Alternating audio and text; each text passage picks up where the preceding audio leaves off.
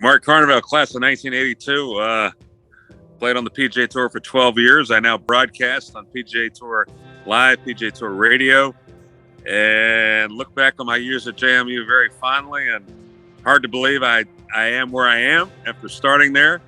But really fortunate and happy to be on this call with Jack. And obviously golf's given me everything in my life. And so cool to be in St. Andrews as Jack makes his first start in a major championship at the Open. And yeah, my name is Jack, class of 2018, and I turned professional in 2020, at the start of 2020, and I've been competing since then. Played sort of a mixed schedule over in Europe, mix of challenge and Alps events, and then got through 2 stages of qualifying this year to compete up in St. Andrews. And as Mark said, obviously JMU is such a cool place, and to sort of share the experience up here with alumni is pretty cool. So excited for the week, and appreciate hopping on this call with Mark.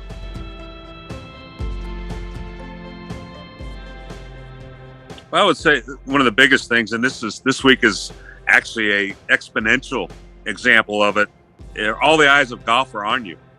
I mean, everything's focused on you in a major championship, and I'm actually jealous of Jack because I never got a chance to play in an Open Championship for various reasons. I did play in a Senior Open Championship, but the eyes of golf are on you, and you've got the 150th anniversary of the Open Championship at St. Andrews.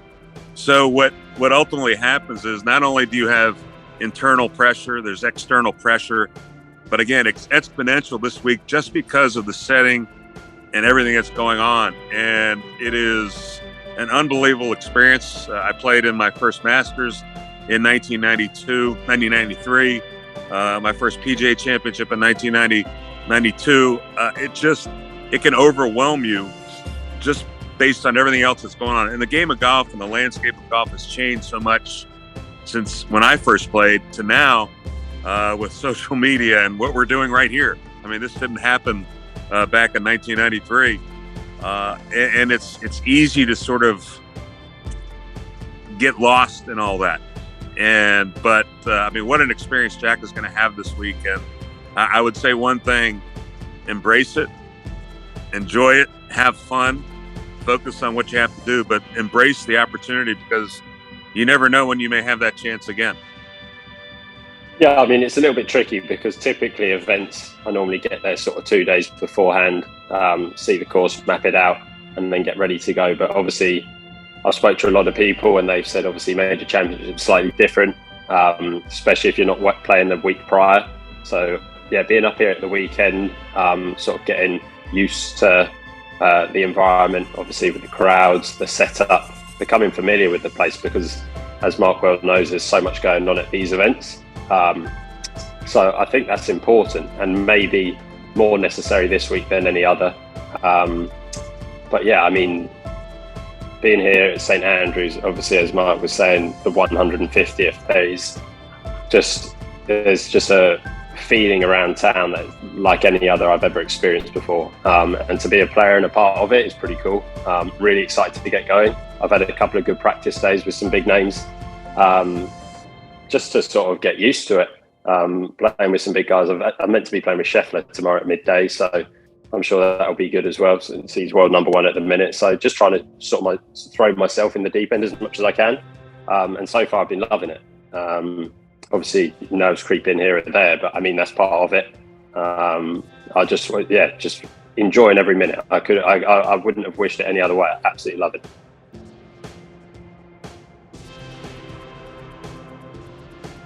Save your energy. It is again, it's pressure that you just can't even think you'll face. I mean, everybody goes out there and practices, and there's a different approach every week. But saving your energy is going to be more important than anything.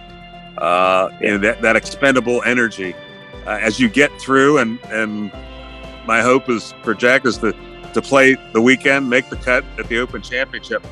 When you leave Sunday evening and you leave the golf course, you will feel like you've been through a heavyweight fight, just because of the mental pressure. So save as much energy as you can. You have to manage that, manage your time, Make everything you do, count.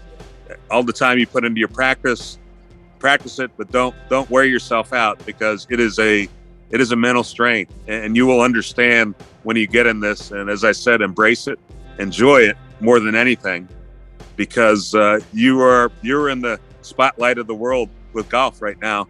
So again, all I can say is good luck and enjoy. Yeah, no, thank you. No, I think that is key, and some guys have said the same sort of thing to me. Some players who played the Open before and several majors who I know, and they said the same thing. They said almost save yourself to play your best at the weekend if you can, because it's very easy to burn out early on in the week, just because obviously there's so much going on, and you get that feeling, don't you? You just want to perform well so badly that sometimes you can sort of shoot yourself in the foot before you got going.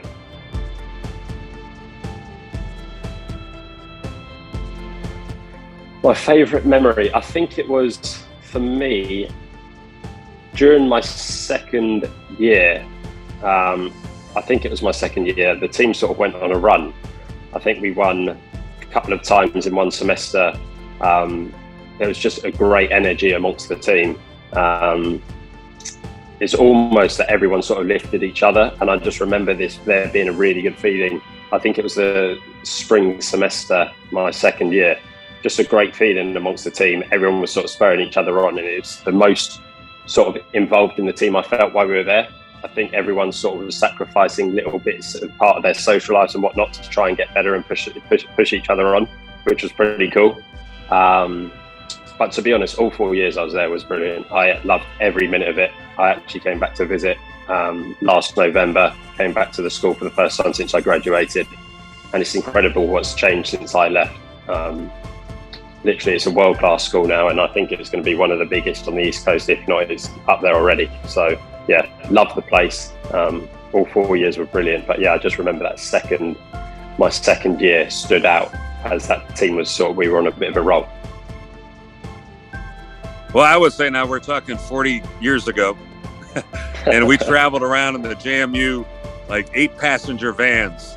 And I would just say that the friendships that I developed in my 4 years there, I stay in touch with pretty much everybody that I played with and created those relationships. And I remember leaving JMU at dark 30 in the morning and driving. We didn't have the nice Mercedes-Benz vans that they're driving around these days. Yeah. So we didn't have videos and we didn't have that. Of course, I walked uphill to school and I walked back uphill to go home. But no, it was the time I spent there, because I actually went to JMU thinking I was going to transfer. I really wanted to go to the University of North Carolina, where my father had coached basketball. I came to JMU, and after a week in school, I'm like, there's no way I'm leaving. It created a great atmosphere for me. I love being there. I love playing golf there, and graduated from there. And they're memories that'll stay with me, for my life, and that I'll pass on to a lot of people. So it was that experience of being part of a team that has continued to stay together and connected with one another 40 years later. Yeah.